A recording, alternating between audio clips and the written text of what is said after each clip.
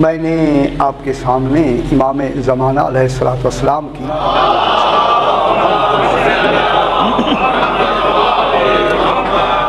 زیارت کے وہ جملے ادا کیے ہیں جو آپ ہر واجب نماز کے بعد انہیں ادا فرماتے ہیں۔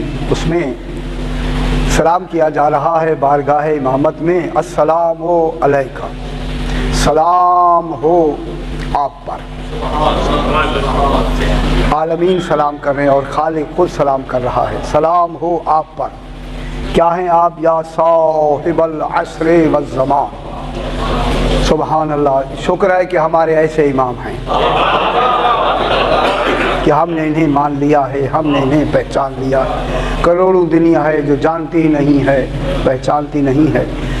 اے عصر اور زمانے کے کلی مالک، کلی مختار، تم پر سلام۔ صرف یہ نہیں بلکہ السلام علیکہ یا شریک القرآن، اے قرآن کے شریک، سبحان اللہ، قرآن کے شریک تم پر سلام، قرآن کے شریک۔ رات جہاں بات ختم ہوئی وہیں سے بات کو آگے بڑھاتے ہیں کہ قرآن کا مقام اول علم الہی ہے، جو آج آخری رات ہے اور اب جتنی باتیں پہنچ سکیں گی وہ میں انشاءاللہ بیان کریں گے۔ اور یہ 10 دن یہی میں بیان کرتا رہا کہ خالق کے عالمین کو نظام چلانے کے لیے اللہ نے ان 14 کو بنایا ہے، ان کے بغیر عالمین کا نظام چل نہیں سکتا۔ ان کو اسی لیے خالق، کیونکہ اس کی توحید یہی بتائیں گے، رسالت یہی بتائیں گے، امامت یہی بتائیں گے، دین یہی بتائیں گے، شریعت یہی بتائیں گے، اخلاقیات کل یہی بتائیں گے۔ ان کے قول و فعل و عمل کا نام دین ہوگا، ان کے قول و فعل و عمل کا نام شریعت ہوگا، ان کے قول و فعل کا نام اسلام ہوگا۔ یہ عین اسلام ہوں گے، عین دین ہوں گے، یہی سب کچھ ہے۔ انشاءاللہ کل سے پھر یہ سرکار امامت اور نبوت پر کل میرا انشاءاللہ عشرہ مدینۃ العلم میں شروع ہو جائے گا، انشاءاللہ وہ بھی تقریباً یہی وقت ہوگا۔ تو انشاءاللہ کل سے پھر نبوت کو پھر امامت سے ملائیں گے انشاءاللہ۔ تو آج اسی لیے خالق نے ان کو ازل سے اپنے قریب قرب کا مقام دینا شروع کیا، جس کے کمال کی انتہا نہیں ہے، کمال کی انتہا نہیں، کمال ہی۔ لفظ بھی خدا گواہ کوتا ہیں، کیا کریں، روز یہی کہتے ہیں، ان کے علاوہ لفظیں نہیں ملتی، اس کے کمال کو کیسے ظاہر کریں، کون سی لفظیں لے آئے؟ جہاں لفظ کوتا ہوں وہی تو کمال ہوتا ہے، جسے لفظیں بھی تعبیر نہ کر سکیں، تعبیر ہی نہ کر سکیں، وہی کمال ہے خالق کا۔ اسی لیے اس کمال کے لیے ان کو با کمال بنایا۔ جتنا کمال اس کی ذات کے لیے ضروری ہو سکتا تھا، اللہ نے وہ سارے کمالات آل محمد میں دے کر انہیں مظہر بنا کے سامنے کر دیا، کمالات کے مظہر بنا کے، مظہر شریک نہیں، مظہر، اللہ کا کوئی شریک نہیں ہے، مظہر بنا کر ان کو جائے ظہور بنا کر انہیں سامنے کیا۔ اب قرآن کے یہ شریک ہیں، قرآن ان کا شریک نہیں ہے۔ اب تو یہ موضوع اب شروع ہوا اور دن بھی ختم ہو گئے، کیا کریں۔ قرآن ان کا شریک نہیں ہے، یہ قرآن کے شریک ہیں۔ ان کی شرکت بتاتی ہے کہ قرآن ان کی شرکت کے بغیر کافی نہیں ہے۔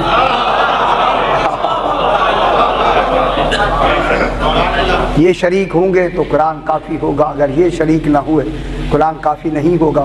اس لیے یہ کس کے شریک ہیں؟ قرآن کے۔ اللہ نے ان کو قرآن کا شریک کیا، شریک قرآن، اس لیے کہ قرآن کا مقام اول علم الہی ہے۔ اب آج بھی آپ کہیں گے پھر یہ گہری باتیں کرتا ہے، مشکل کرتا ہے۔ میرے خیال آج ذرا آپ کو سہولت دیں، نہیں تو گہری بات تو میرے ذہن میں ہے ہی۔ ذرا برہمتر صلوات پڑھ دیں گے، اللہم صل علی محمد وعلی علم الہی میں جب یہ تھے تو اب یہ قرآن کا جو وجود نازل ہوگا وہ وجود حقیقی ہوگا، جو وجود عینی ہے۔ قرآن کا وجود ہے، قرآن ہے نا، وجود ہے اس کا۔ جب وجود ہے تو یہ کاغذ پہ جو لکھا ہوا ہے یہ وجود مکتوبی ہے، یہ سیاہی سے نظر آتا ہے۔ اس قرآن کی سیاہی کا نام آل محمد ہے۔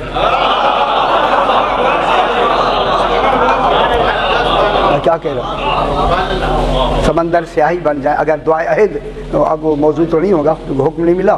اسی لیے مداد کلمات ہی کون ہے؟ اللہ کے کلمات کی سیاہی کون ہے؟ قول کی سیاہی کون ہے؟ کون نہیں فرمایا؟ یہ جو لکھی جاتی ہے، تحریر لکھی جاتی ہے، کیسے لکھی جاتی ہے؟ سیاہی سے. اگر قرآن بھی تو لکھا گیا نا. یہ یہاں کی بات نہیں ہو رہی، اصل کی سیاہی دیکھیں. صحیح. وہ مداد کلمات ہی کون ہے؟ دعائے عہد اگر آپ امام زمانہ کی پڑھیں تو اس میں آتا ہے السلام علیکم یا مداد کلمات ہی، اے اللہ کے کلمات کی سیاہی تم پہ سلام. مداد کلمات، سبحان اللہ. سیاہی سے شے کا وجود بنتا ہے بابا.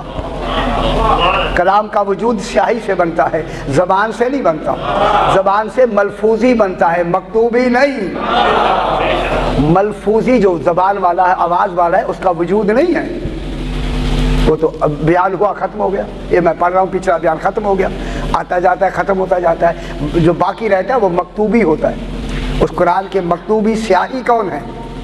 آل محمد. سبحان اللہ. تو اب اللہ نے ان کا اول علم قرآن کہاں تھا؟ علم الہی میں. ٹھیک ہے، علم الہی میں. پھر سوال ہوگا کہ قبل از نزول کہاں تھا؟ یہ نزول کی بات میں کر رہا ہوں، نازل ہونے کے بعد کی بات ہو رہی ہے. ابھی قبل از نزول کی بات نہیں ہو رہی. آخر قرآن جب نازل ہوا تو کہیں تو پہلے ہوگا نا. کہیں ہوگا یا نہیں ہوگا جناب؟ کہیں تو ہوگا نا شاہ جی. اب جہاں قرآن ہوگا تو پھر نازل کرنے والے جو ساتھ ہیں اللہ کے، تو وہ کہاں ہوں گے؟ وہ بھی تو کہیں ہوں گے نا. اس کی بحث الگ کریں گے جب آپ بالکل سمجھ آ جائے گی، پھر بات بحث کریں گے، کیونکہ وہ بحث ذرا مشکل ہے. تو اب قرآن کا جو وجود ہے، مقام اول ہے، وہ ہے علم قرآن. سبحان اللہ. وہ کیا ہے؟ علم الہی. وہ جو اللہ کا علم ہے نا، علم الہی، وہ علم الہی قرآن کا مقام اول ہے. اور پھر یہ وہاں سے عین وجود، حقیقی وجود قرآن جو نازل ہوا. اور رات میں نے بیان کیا، نازل کرنے والے ہم ہیں. اللہ تو خود حرکت کر نہیں سکتا. اس علم قرآن کو لے کر سرکار دو عالم تک پہنچانے والے کون ہیں؟ ہم پہنچانے والے ہیں. اِنَّا أَنزَلْنَاهُ فِي لَيْلَةِ الْقَدْرِ. رات میں نے پوری تفصیل سے عرض کیا کہ ہم نے قرآن کو نازل کیا. وہ حرکت طبعی اور حرکت حقیقی رات میں نے بیان کیا. اب یہ قرآن سرکار ذات مصطفیٰ تک پہنچ گیا. جب پہنچ گیا تو پھر قرآن کا جو حال ہے نا، قرآن حال ہے، رسول کا قلب محل ہے. محل اور حال کا ایک جنس ہونا ضروری ہے. اور نہیں فرما رہے، جیسا حال ہوگا ویسا محل ہوگا. محل کون ہے؟ قلب پیغمبر. اور حال کون ہے؟ قرآن. دیکھیں، مظروف کون ہے؟ قرآن. ظرف کون ہے؟ سرکار ظرف کو طاقتور ہونا ضروری ہے. دیکھیں، کی حفاظت ظرف کرتا ہے، قرآن کی حفاظت خالق نہیں کرے گا. جس محل میں ظرف میں آیا ہے وہی تو حفاظت کریں گے. اور نہیں فرما رہے؟ حفاظت کون کرے؟ پانی گلاس میں ہے تو پانی کی حفاظت آپ کرتے ہیں. پانی کس میں ہے؟ گلاس میں. اب گلاس کیا ہے؟ ظرف. پانی کیا ہے؟ مظروف. اب یہ ڈیوٹی تو گلاس کی ہے. گلاس ہی پانی کی حفاظت کرے گا. ٹھیک ہے نا؟ کمی بیشی یہ ساری حفاظت کی ذمہ داری کس کی ہے؟ گلاس کی. اگر گلاس ہی کمزور ہوا تو پھر حفاظت کیسی ہوگی؟ تو پھر خالق کے لیے ضروری ہے جب بھی کوئی مظروف بنائے اور اس کا ظرف بنائے تو پھر وہ ایسا بنائے کہ جس ظرف نے قیامت تک جانا ہے اس کی حفاظت کرنی ہے. تو وہ ظرف کیسا ہونا چاہیے؟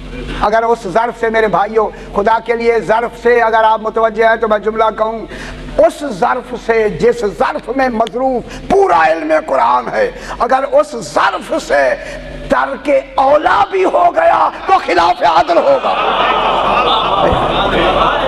آپ کہاں بیٹھے ہوئے ہیں؟ ظرف سے ترک اولا بھی نہیں ہو سکتا.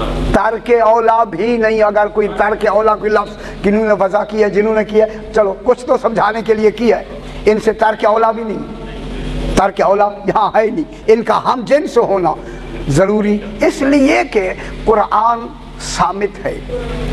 सामित हमेशा नातिक के ताबे होता है।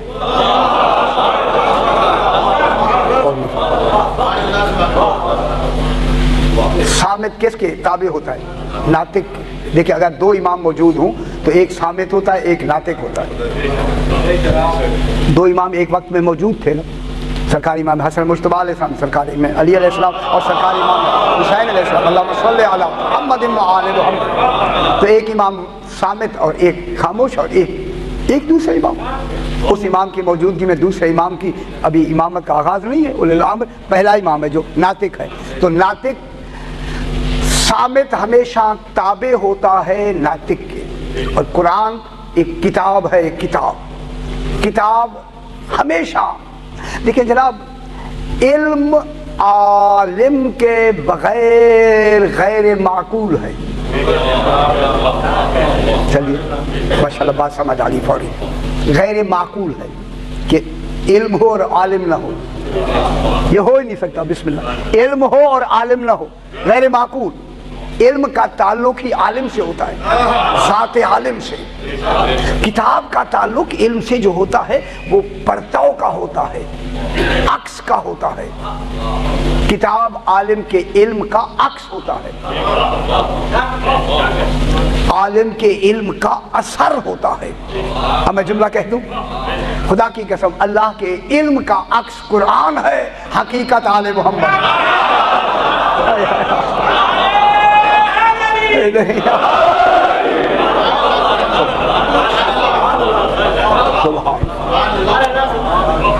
इल्म का अक्स क्या होता है? किताब इल्म का असर होती है, इल्म का अक्स होता है किताब। ज़िल और परताव होता है। परताव जब होता है तो असर क्या होता है? हकीकत का ताल्लुक किससे होता है? आलिम से। इसी वजह से किताब इल्म हक़ाइक़े अशिया का एहसास रखती है। घबराए नहीं।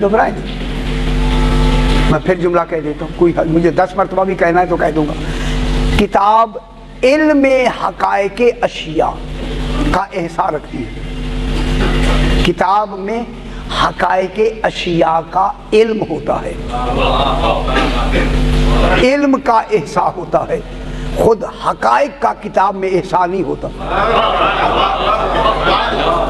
इल्म और होता है, हक़ाइक़ और नहीं फरमा रहे। किताब में क्या होता है? इल्म का एहसास। इल्म वो जो हक़ाइक़ अशिया है ना, उनका एहसास किस में होता है? किताब में। ठीक है, आप अपनी किताब में लिख देते हैं, सारा आपका इल्म जो है वो सारी किताब में आएगा। और आएगा किस में? लफ्ज़ों में। लफ्ज़ें क्या होगी? मज़हर किसकी? मानी की। मानी आपके पास है, किताब में लफ्ज़ें हैं। सामने लफ्ज़ें आती हैं, मानी तो सामने नहीं आते ना। तो किताब क्या होगी? मज़हर। ठीक है, बस इसमें इल्म होता है, इल्म। हकीकत नहीं होती।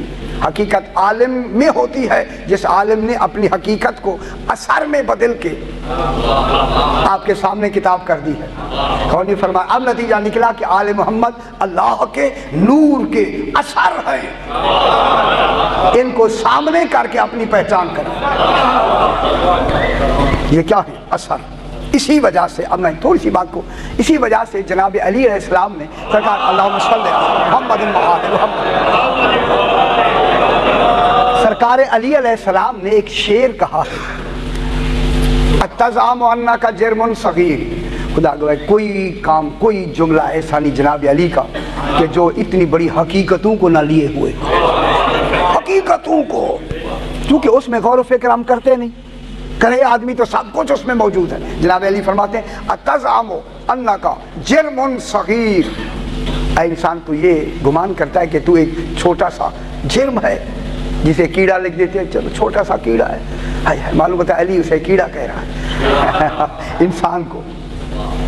जिर्मुन सगीर कि तू एक जिर्म है, छोटा सा जिर्म है। वफ़ी कन तवा आलमुल अकबरू, तेरे इस जिस्म में ایک عالم اکبر اللہ نے پوشیدہ کر دیا. سبحان اللہ. یہ شعر ہے یا نہیں ہے؟ کئی مرتبہ آپ نے سلام اسمات فرمایا کہ یہ جو تیرا جسم ہے یہ ایک جرم صغیر ہے، اور یہ تجھ میں کیا پوشیدہ ہے؟ عالم اکبر. اب بات میں ہو گیا انسان، یہ جو وجود انسان ہے یہ انسان صغیر ہے، صغیر. اور ساری کائنات کیا ہے؟ عالم کبیر. گھبرا تو نہیں رہا؟ گھبرائیں. میں مشکل میں نے ذرا شاہ جی چھوڑ دیا، مشکل نہیں آدمی بیان کرتے. ایک دن تو سہولت نہیں آپ کے ذہنوں کو، کیا کہہ کہ روز ہی تنگ کرتا ہے. اب جناب انسان جو ہے یہ انسان کیا ہے؟ عالم الصغیر ہے، اور پوری کائنات عالم کبیر ہے. اب میری طرف دیکھیں بابا، عالم کبیر کیا ہے؟ پوری کائنات. اب میرے ساتھ ذہن ملائیں، ساری کائنات جتنی ہے اس کی ترقی کی آخری منزل کا نام انسان ہے.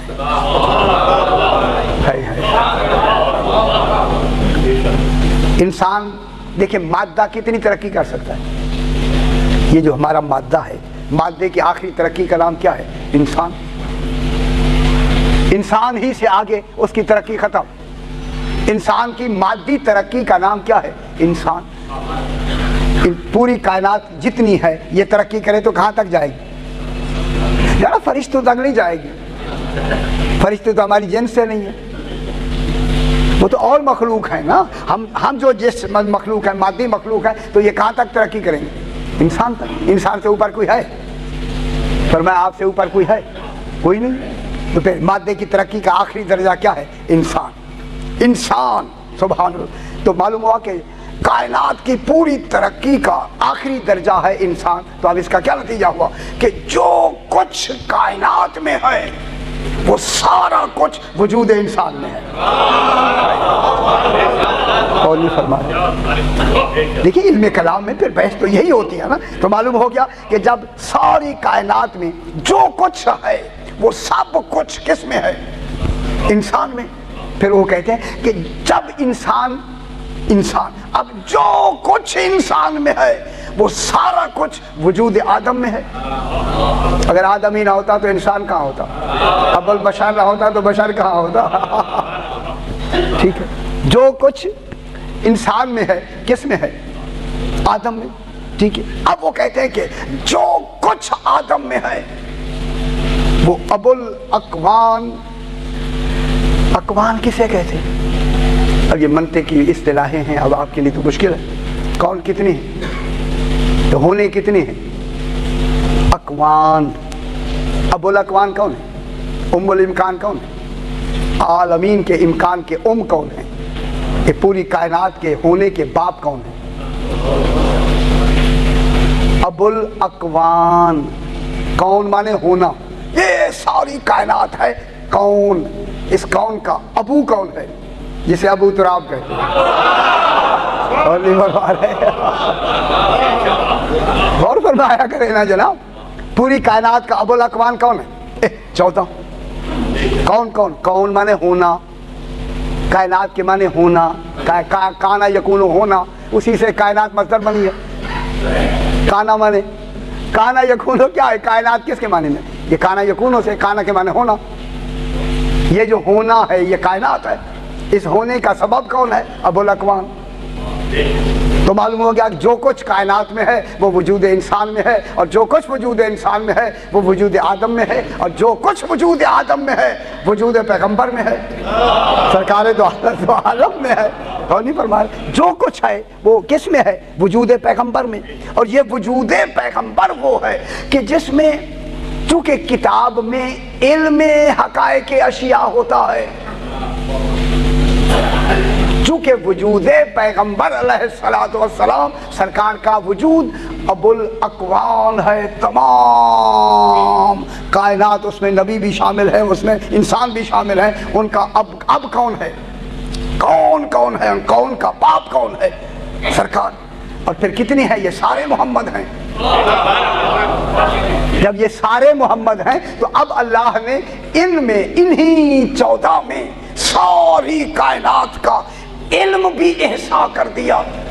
تمام حقائق بھی इल्म एहसा करके कहा, रसूल सलूनी का दावा तूने नहीं करना, अली से करा दे।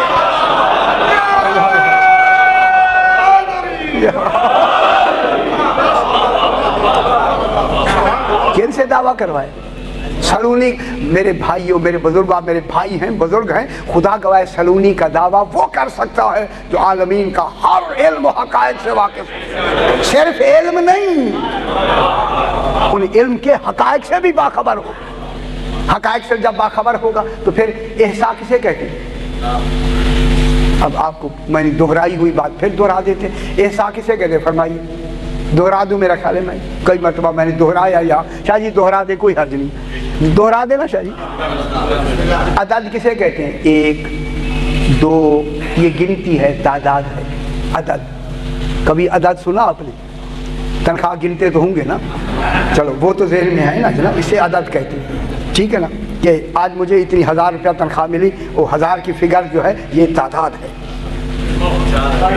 वो जो आप ले आए नहीं ये नहीं कहते कि कितनी कम से कम मिलती है, तो बहुत कुछ मिलती है, खैर से इस दरवाजे से तो सब कुछ मिलता है इंशाअल्लाह। भाई यही दरवाजे से एक भी मिल जाए तो बहुत है,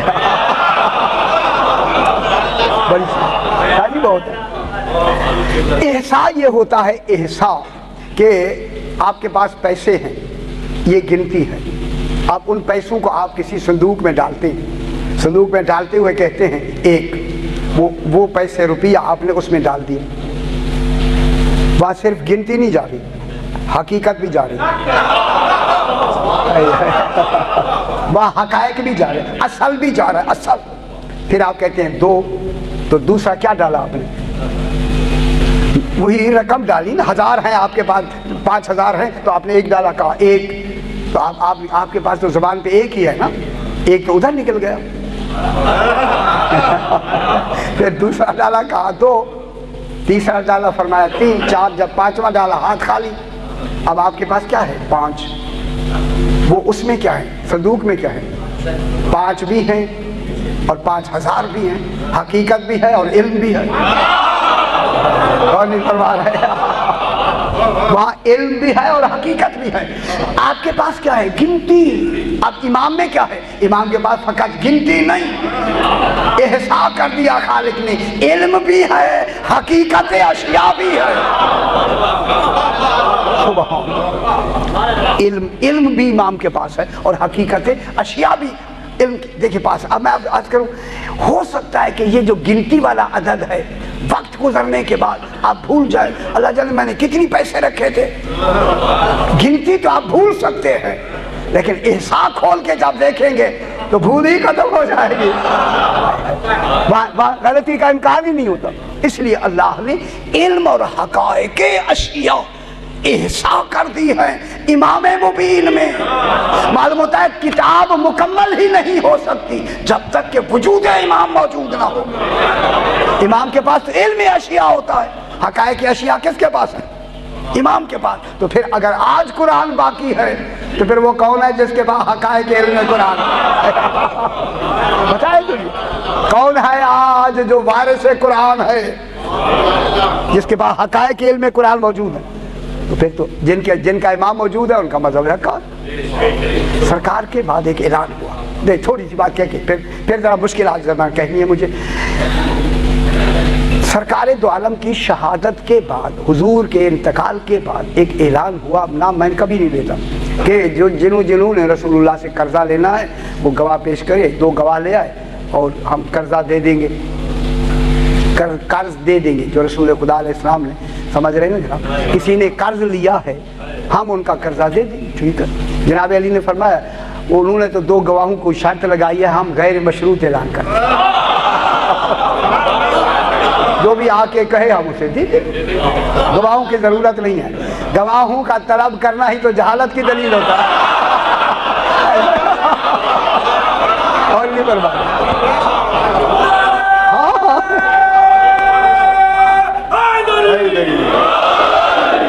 बाबा दुनिया बड़ी सियानी हो गई है, ये गवाह तलब करना ही दलील है कि इल्म में कमजोरी है, तभी तो गवाह है। बात हो गई ना, ये खुद ही उन्होंने कह दिया भाई 2 गवाह भी साथ रहे, यही से बात तो सामने आ गई।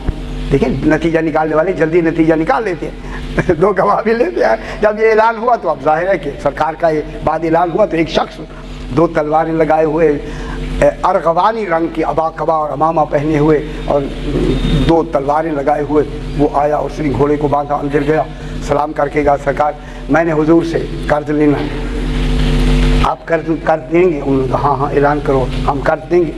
کیا قرضہ ہے؟ کہنے لگے قرض یہ ہے کہ رسول اللہ علیہ السلام نے 100 اونٹنیاں سرخ رنگ کی جن کی 2 کوہانی ہوں گی اور کالی ان کی آنکھیں, چشم سیاہ سرخوں کا رنگ, آنکھیں سیاہ ہوگی, 2 کوہانی ہوں گی اور ان پر سونے چاندی کے بھار ہوں گے اور ان کے ساتھ 17 غلام ہوں گے. سرکار کے پیچھے ہم نے یہ قرض لینا ہے, دے دو. میں کیا 100 اونٹنیاں اور 17 غلام اور سونے چاندی کا بھار. اب وہ اچھا ہوا کہ یہ جملہ ہم تک پہنچ گیا. انہوں نے کہا آپ کا گواہ کون ہے؟ کہنے لگا گواہ اللہ ہے. اور نہیں فرما رہے جناب, حق ہمیشہ نمایاں ہو جاتا ہے ذرا, یقین فرمایا آپ. گواہ کون ہے؟ اللہ. کہتے ہیں یہ اب اللہ کی گواہی کون لے؟ پھر تو وہی لے سکتا ہے جو اللہ کے ساتھ برابر میں گواہی کا چلے. کتنی صداقت ہوگی ہمارے مذہب حقا کی. انہوں نے کہا سرکار یہ تو ہو ہی نہیں سکتا, اگر ہوگی تو اتنی اونٹنیاں میں کہاں سے دوں گا؟ ہاں کہاں سے دوں گا میں اتنی اونٹنی؟ یہ کہہ ہی رہے تھے کہ اس کے دل میں کچھ عجیب وسوسے پیدا ہو رہے. اے اللہ کیا میں سن رہا ہوں رسول کے بعد.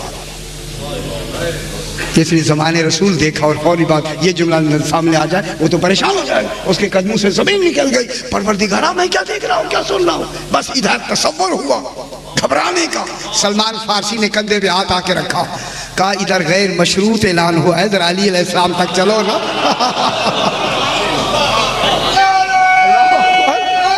یا علی, سرکار علی علیہ السلام نے غیر مشروط اعلان کیا ہے. ہونا ضروری ہے نا امام کا یار, کتنی ضروری ہے. جب آئے سرکار کے سامنے, جب آیا تو سرکار نے فرمایا خوش آمدید, اپنے باپ کا وعدہ پورا کرنے آئے. یہ ہوتا ہے جب کہا نا اپنے باپ کا وعدہ پورا کرنے آیا ہے. سلمان کی طرف دیکھ کر کہتا ہے یہاں سے مجھے مل جائے قرض مل جائے گا. اللہ جو باپ کی بات کر رہا ہے. علی علیہ السلام کے سامنے دو زانو جیسے بیٹھتا ہے نا, طالب علم اسی طرح بیٹھ گیا. سرکار یہ جو آپ نے فرمایا کہ باپ کا قرض پورا کرنے آیا ہے, تو سرکار یہ سوال ہے میرا, میں اس لیے بیٹھا ہوں جیسے طالب علم بیٹھتا ہے استاد کے سامنے. میرا سوال ہے یہ بات اصل میں ہے کیا؟ سرکار نے فرمایا ہے یہ کہ سرکار دو عالم کے بعد تیرا باپ آیا تھا. باپ اسی لڑکے سے کہا تیرا باپ حضور کے پاس آیا تھا اور آ کے کہا تھا سرکار کہ میں اپنے قبیلے کا سردار ہوں اور لوگ میری بات مانتے ہیں, اگر میں آپ کی طرف سے وکیل ہو کر وہاں جا کے اسلام کا پرچار کروں تو یقیناً وہ مسلمان ہو جائیں گے. جب وہ مسلمان ہو جائیں گے تو آپ مجھے دیں گے کیا؟ معلوم ہوتا ہے لینا دینا جائز ہے. صحیح گنجائش نہیں کرائی اور نہیں فرما رہا ہے. جناب ہم بھی نکالتے رہتے ہیں نا کہ آخر مولا مہربانی کرے کہ کہیں سے کوئی جوان کا پہلو تو نکلے نا جناب. کہ اس نے کہا مولا دو گے کیا؟ سرکار نے فرمایا کیا لینا چاہتے ہو؟ کہ مولا ہاں. سرکار نے فرمایا اس دنیا میں لینا چاہتا ہے یا اگلی دنیا میں لینا چاہتا ہے؟ سبحان اللہ, اس دنیا میں لینا چاہتا ہے یا اگلی دنیا میں؟ تو وہ کہنے لگا سرکار غریب آدمی ہو, یہاں بھی دے دو وہاں بھی دے دو. کتنا اچھا وقت تھا اس کے لیے. تیرے باپ نے کہا یہاں بھی دے دو وہاں بھی دے دو. اس وقت میرے امام نے فرمایا, آقا نے فرمایا ہم نے تمہارے نام جنت لکھ دی ہے, لکھتا وہ ہے جو مالک جنت ہو.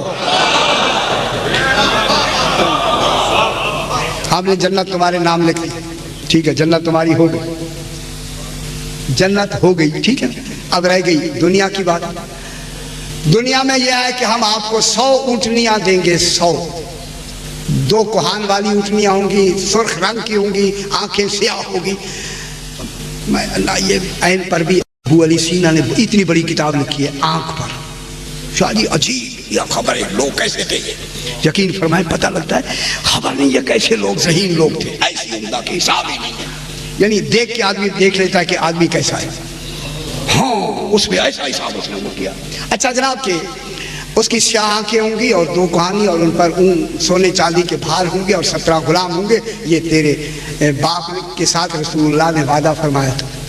یہ کہہ کر سرکار نے فرمایا کہ تیرے باپ نے سرکار سے کہا حضور اگر میں بوڑھا آدمی ہوں, میں تبلیغ کرتے کرتے مر جاؤں تو یہ قرضہ میرے بیٹے کو مل جائے گا. اور نہیں فرما رہے, کوئی بیٹا تو کھڑا, بیٹے کو مل جائے گا. حضور نے فرمایا ہاں مل جائے گا. پھر تیرے باپ نے ہاتھ باندھ کے کہا آقا اگر میرے بیٹے کو تو مل جائے گا, آخر آپ اگر اس دنیا میں نہ ہوں تو پھر وہ قرضہ دے گا کون؟ فرمایا میرا وصی ہوگا جسے علی کہتے ہیں.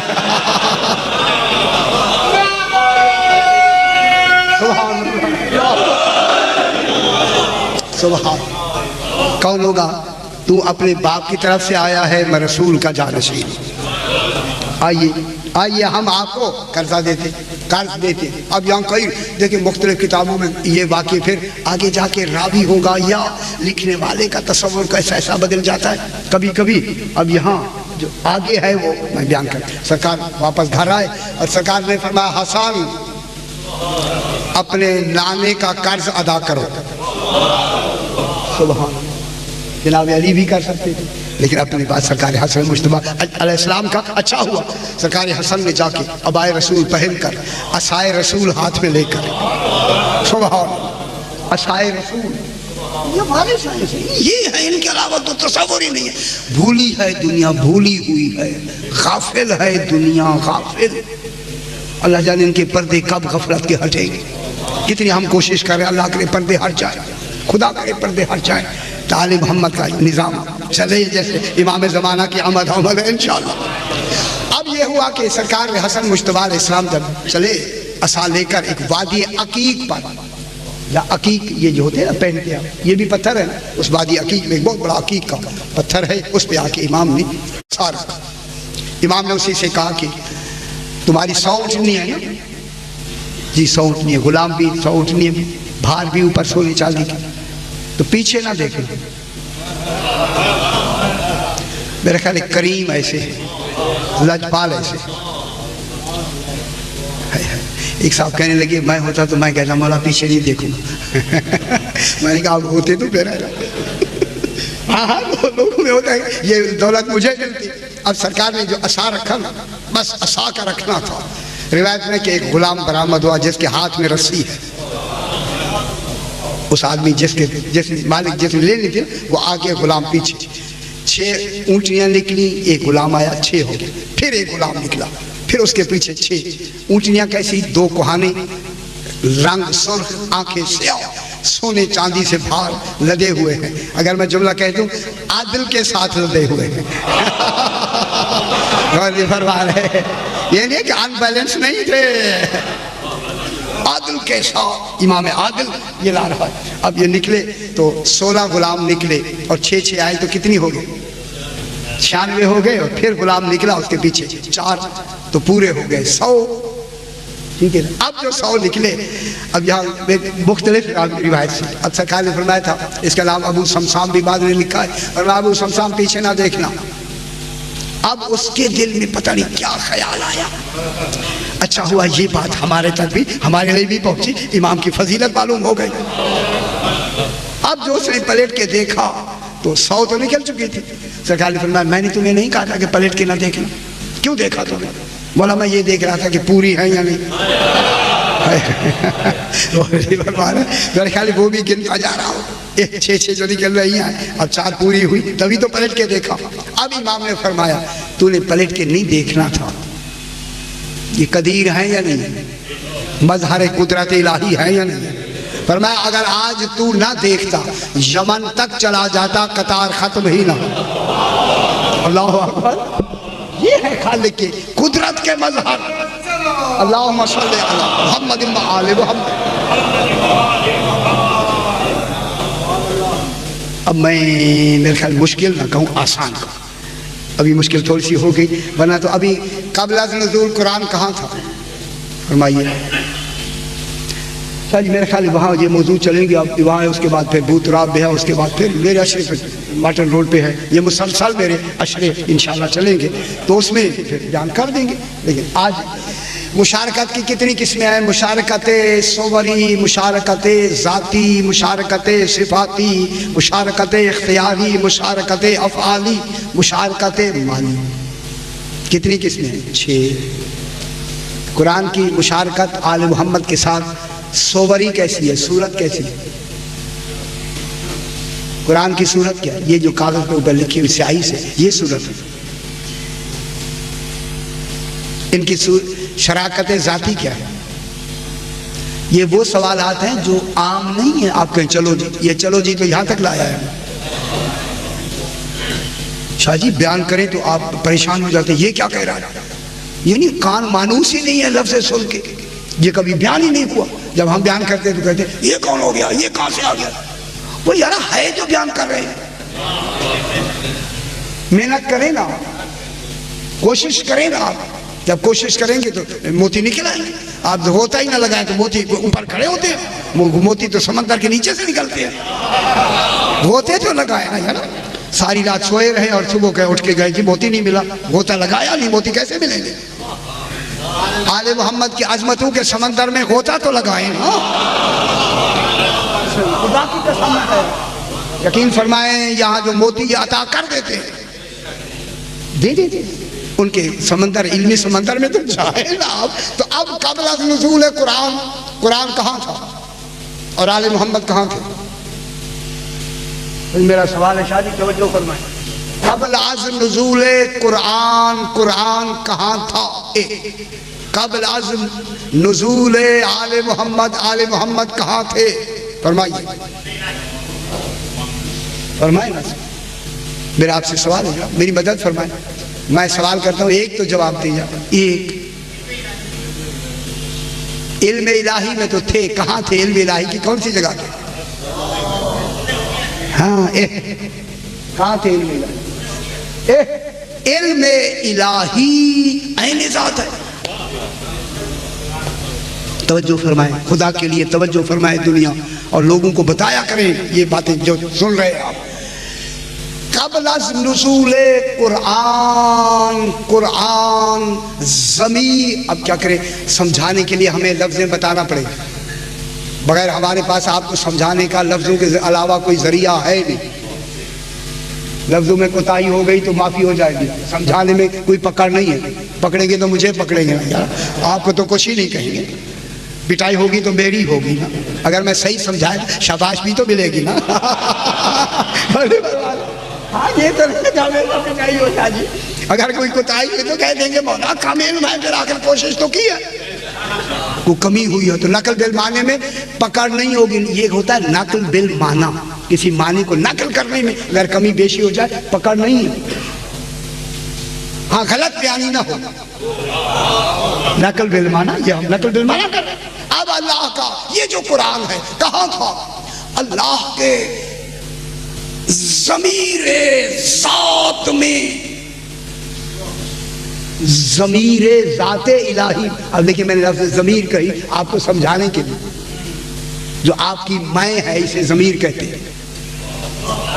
جو ہے یہ میں کیا ہے؟ ضمیر کہتے ہیں نا، ضمیر مردہ ہو گیا۔ وہ مردہ کیا، وہ چال پھر تو رہا ہے نا بیچارہ، وہ میں چال پھر ختم ہو گئی ہے بابا۔ اب اس میں پھر میں بحث نہیں کرتا، آپ گھبرائے گئے۔ یہ جو ضمیر ہے نا، ضمیر اللہ کے ضمیر ذات میں علم قرآن عین ذات تھا۔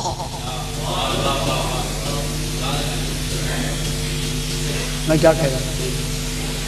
دیکھیے میری بات ٹیپ بھی ہو رہی ہے، بات میں کوئی فتوے لگائے تو ٹیپ پہلے سنے پھر فتویٰ لگائے۔ علم قرآن قبل از نزول، بابا میں لاؤڈ سپیکر پہ پڑھ رہا ہوں، کوئی گھر کونے میں بیٹھ کے نہیں ہے، اور آپ کے سامنے میں کہہ رہا ہوں۔ قرآن کا علم پوچھے نہ جا کے، آپ علماء سے سوال کریں، فرمائے کہ علم قرآن قبل از زوال کہاں تھا، پھر پتہ لگے گا کہ بات کہاں ہوتی ہے۔ میں کیا کہہ رہا ہوں؟ قبل از نزول قرآن علم قرآن کہاں تھا؟ علم قرآن ضمیر، لفظیں سمجھانا پڑتی ہیں، ضمیر ذات خدا میں عین ذات تھا، چونکہ علم عین ذات ہے۔ قرآن کا علم عین ذات، خدا کے لیے توجہ فرمائے، یا شرک میں نہیں ہے جو آپ تصور فرما رہے ہیں۔ قرآن کا علم عین ضمیر ذات الہی میں، وہاں تو ذات تصور میں نہیں آتی یارا، ضمیر سمجھانے کے لیے ہے۔ کیا کریں، ہمارے لیے ان کے علاوہ لفظیں نہیں۔ ضمیر ذات الہی میں علم قرآن عین ذات تھا۔ معلوم ہو گیا، یہ جو عین ذات ہے قرآن کا پہلو، یہ قدیم ہے، جب نازل ہوا تو حادث ہوا، سامنے آیا، وجود میں آیا، بدل کے آیا، حادث ہے۔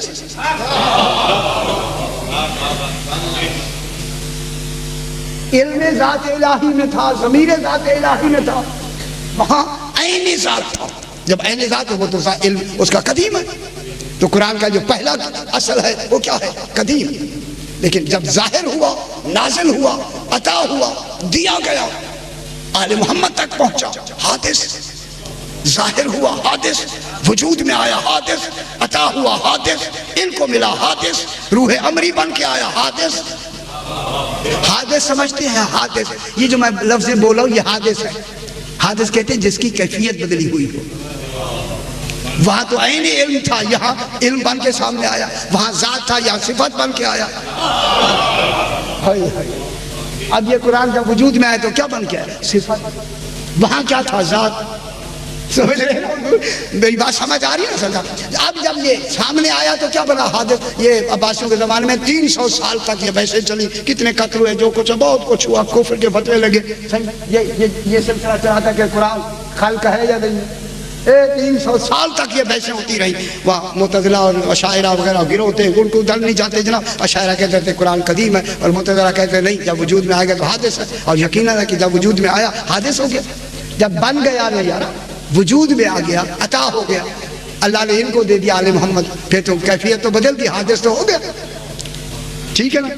اب قرآن کا جو اصل ہے یہ قدیم ہے، جو سامنے فرا ہے وہ حادث ہے، عطا ہے، صفت ہے۔ وہاں ذات تھا، وہاں ذات، یہاں صفت۔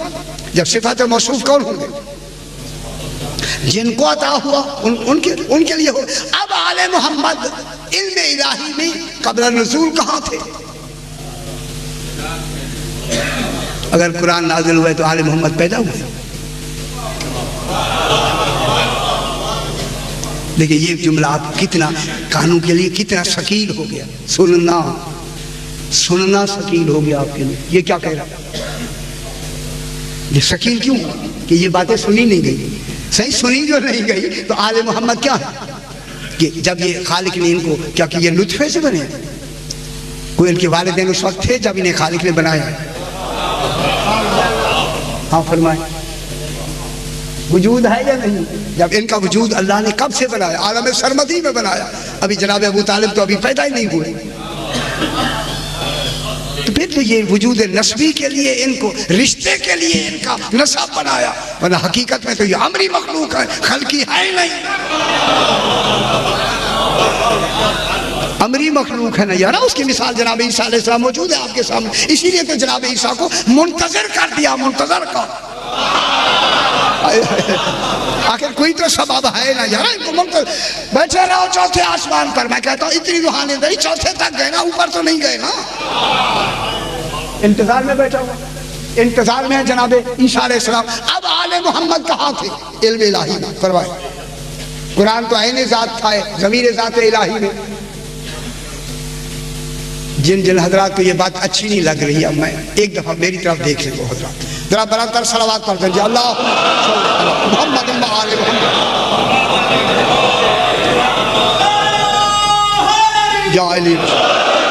یہ دیکھیں میں ہاتھ باندھ کے اس میں آپ اپنی جستجو بھی کریں، یہ نہیں ہے کہ میں نے جو کہہ دیا وہ فائنل، آپ نے کہا چلو جی۔ آپ خود بھی تو جا کے، آپ بھی تو مکلف ہیں نا، آپ بھی جا کے پوچھ سکتے ہیں، کوشش کر سکتے ہیں، جستجو فرمائیں، کسی سے پوچھیں نا بابا، صحیح پوچھیں آپ۔ جب قرآن عین ذات تھا علم الہی میں، تو آل محمد جب نازل کیا تو ہم نے نازل کیا، تو یہ کہاں تھے؟ تو قرآن کے نزول سے پہلے ان کا ہونا ضروری ہے، ہوگا تو یہ نازل ہوں کریں گے، نہ یارا نزول میں شریک ہوں گے، تو یہ کہاں تھے آل محمد؟ اب یہ سوال بہت بڑا سوال ہے، عام آدمی اس کا جواب دینے کے لیے تیار ہی نہیں ہوگا۔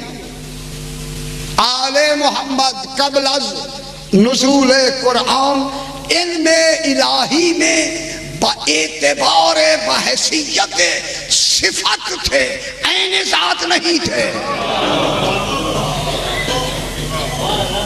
میں کیا کہہ رہا ہوں؟ عین ذات نہیں، عین ذات قرآن تھا، قرآن علم ہے، علم عین ذات تھا، آل محمد عین ذات نہیں تھے، صفت کی حیثیت سے تھے، عین ذات نہیں۔ عین ذات ہو تو پھر تو یہ قدیم ہو گئے، خدا کے ساتھ ہو گئے، یہ عین ذات ہو گئے تو پھر اللہ، تو یہ بھی اللہ ہو گئے معاذ اللہ، یہ اللہ نہیں۔ جب اللہ نہیں ہے تو نزول قرآن میں جب یہ ساتھ ہیں تو پھر ان کو کہاں سے لے آئیں گے؟ کیا یہ بعد میں پیدا ہوئے اور نزول قرآن پہلے ہوا؟ اور جہاں قرآن ہوگا وہیں آل محمد ہوگے، حیثیت بدلی ہوئی ہے، وہ عین ذات ہے قرآن، یہ صفت کی حیثیت میں ہے۔ جب اللہ نے نازل کیا قرآن کو، وہی قرآن جو عین ذات تھا وہ صفت بن کے ان کے پاس آ کے انہیں موصوف بنا دیا، یہ صفت بھی بنے موصوف بھی بنے، وہ ذات ہو گیا یہ موصوف ہو گئے۔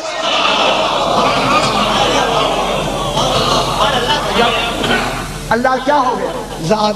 یہ کیا ہو گیا؟ موصوف۔ اور قرآن کیا ہو گیا؟ ان کی صفت۔ صفت اور موصوف غیر ہوتے ہیں، یہ غیر سے مل کے کیا بن گئے؟ ایک۔ انہیں صفت کیا ملا؟ علم قرآن ان کو ملا، یہ کیا ہو گئے؟ ان کا قرآن، علم قرآن کیا ہے؟ ان کا زائد بر ذات، عین ذات نہیں عطا ہوا ہے اللہ کو۔ کیا قرآن یہ علم جو ہے وہ عین ذات ہے، اسے کسی نے عطا نہیں کیا۔ خیر مشکل یہ جان نہیں چھوڑتا، کیا کرے؟ اسی لیے میں کہہ رہا ہوں کہ آل محمد علیہ الصلوات والسلام ان کو جو یہ عین ذات نہیں ہیں، اللہ نہیں ہیں، اللہ نے قرآن ان کو جو بصیرت صفت تھے، یہ کمالات لے کے آئے اللہ سے۔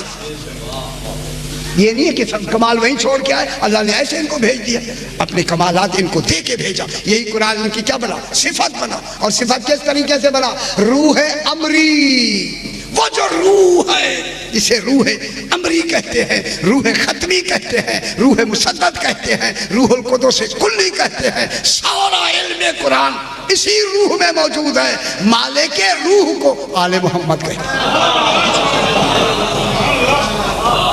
جن کو ملی یہ آل نبیوں کو روح نہیں ملی، آل محمد علیہ الصلوات والسلام کو یہ روح ملی۔ یہ تو اب قرآن ان کے ساتھ کیا ہو گیا؟ شریک۔ کیسے؟ صفات کی حیثیت سے۔ یہ کیا ہے؟ موصوف کی حیثیت سے۔ اب جب سے ہیں تو کب تک رہیں گے؟ انی تارکن فیکم الثقلین، کتاب اللہ و اطرتی اہل بیتی۔ اب سنت نہیں آئے گی کہ میں دو چیزیں چھوڑے جا رہا ہوں۔ کیا؟ ایک قرآن اور دوسرے اہل بیت، وہ جو اس وقت سے ساتھ ہیں۔ اب یہ کب تک ساتھ رہیں گے؟ قیامت تک۔ لن یفترقا حتی یرد علی الحوض، یہ کبھی بھی جدا نہیں ہوں گے یہاں تک کہ حوض کوثر تک دونوں اکٹھے جائیں گے، اکٹھے۔ تو پھر معلوم ہوا یا سنت کی لفظ تو آ نہیں سکتی کہ میں سنت چھوڑے جا رہا ہوں اور قرآن چھوڑے جا رہا ہوں۔ قرآن تو کیا ہے؟ ورثہ ہے، ورثے کے لیے وارث کی ضرورت ہے۔ سنت تو ورثہ ہے، وارث کہاں ہے؟ جب کہ مرتا ہے تو دو چیزیں چھوڑتا ہے، ایک جائیداد چھوڑتا ہے، ایک بچے چھوڑتا ہے۔ تو جائیداد کیا ہوتی ہے؟ ورثہ۔ بچے کیا ہوتے ہیں؟ وارث۔ رسول چھوڑ رہا ہے قرآن اور اہل بیت۔ قرآن ورثہ ہے، آل محمد وارث ہے۔